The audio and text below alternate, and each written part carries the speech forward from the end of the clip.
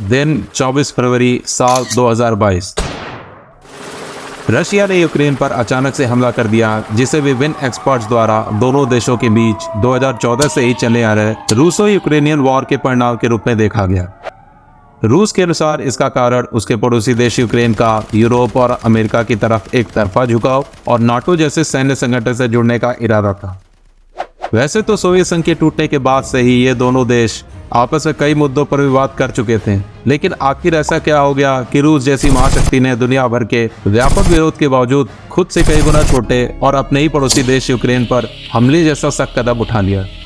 दरअसल दूसरे विश्व युद्ध में उस वक्त की दो महाशक्तियां यानी सोवियत संघ और अमेरिका प्रतिद्वंदी एक्सिस पावर कंट्रीज और हिटलर के खिलाफ एक दूसरे के सहयोगी थे, लेकिन युद्ध समाप्त होने के बाद दोनों ही देशों ने अपनी अपनी विचारधारा फैलाने की कोशिशें शुरू कर दी, जिसके बाद यूरोप दो भागों में बढ़ गया और कोल्ड वॉर एरा का भी आगमन हुआ। अमेरिका लिबरलिज्म और कैपिटलिज्म का समर्थक था, तो वहीं सोवियत संघ सोशलिज्म और कम्युनिज्म का।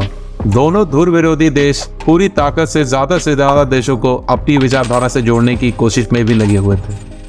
दूसरे विश्व युद्ध के दौरान पश्चिमी यूरोप लगभग तमाशा हो गया था, इसलिए 1948 में अमेरिका द्वारा मार्शल प्लान लाया गया था, जो सोवियत संघ को काफी अखर रहा था। द्वितीय विश्व युद्ध और परमाणु हथियारों की होड़ से पैदा हुए हालातों और भविष्य में उनके रोकथाम को ध्यान में रखते हुए इन देशों ने उसी दौरान एक सामान्य तंत्र के स्थापना की जरूरत भी महसूस की। इसी कारण से 4 अप्रैल 1949 को वाशिंगटन डीसी में 12 देशों के बीच वाशिंगटन ट्रीटी के जरिए एक इंटर गवर्नमेंटल ट्रीटी अस्तित्व में आई, जिससे नॉर्थ अटलांटिक ट्रीटी ऑर्गेनाइजेशन का उदय हुआ। शुरुआत में इसमें सिर्फ 12 देश ही शामिल हुए थे, जिनमें Belgium, Canada, Denmark, France, Iceland, Italy, Luxembourg, Netherlands, Norway, पुर्तगाल, यूके और यूएस जैसे देश शामिल थे। ग्रीस और तुर्की 1952 में, पश्चिमी जर्मनी 1955 में और स्पेन 1982 में इस संगठन में शामिल हुआ।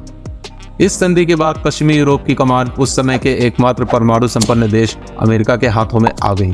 कुछ देश सोवियत संघ टूटने के बाद इसमें शामिल हुए, क्योंकि वे पहले नाटो के ही विरोध में बने वार्सो पैक्ट से बंधे हुए थे। नाटो 29 यूरोपियन और 2 नॉर्थ अमेरिकी देशों यूएसए और कनाडा के बीच एक राजनीतिक और सैन्य गठबंधन है, जिसके सदस्य म्यूचुअल डिफेंस के लिए सहमत होते हैं। इनके आर्टिकल 5 के कमिटमेंट क्लॉज के अनुसार यह संगठन एक कलेक्टिव डिफेंस सिस्टम का गठन करता है। इसका मतलब यह है कि इस संगठन के किसी भी सदस्य पर हमले को हर सदस्य देश पर हमला माना जाएगा। ऑस्ट्रेलिया और न्यूजीलैंड जैसे कुछ देश इस संगठन का प्रत्यक्ष हिस्सा तो नहीं है, लेकिन वो इसका बाहर से समर्थन करते हैं, जबकि तुर्की यूरेशिया जोन का एकमात्र ऐसा देश है जिसका काफी बड़ा हिस्सा वैसे तो एशिया में है, फिर भी उसे इस संगठन में शामिल किया गया। वर्तमान में फिनलैंड के शामिल होने के साथ ही इस संगठन में कुल सदस्यों की संख्या 31 हो चुकी है और यूक्रेन जैसे कुछ और देश भी शामिल होने की इच्छा रखते हैं। चूंकि यूक्रेन पहले सोवियत संघ का ही हिस्सा था और रूस के साथ सीमा भी साझा करता है, इसलिए यूक्रेन के नाटो में शामिल होने के बाद दोनों देशों में विवाद होने पर नाटो देश खुले तौर पर रूस को चुनौती देने को स्वतंत्र हो गए। इसके अलावा सीमावर्ती इलाकों में नाटो अपने हथियार और सैनिकों को भी यहाँ खुलेआम तैनात कर सकता है। रूस के अनुसार यही उसकी राष्ट्रीय सुरक्षा की चिंता का मुख्य कारण और तनाव की सबसे बड़ी वजह भी है।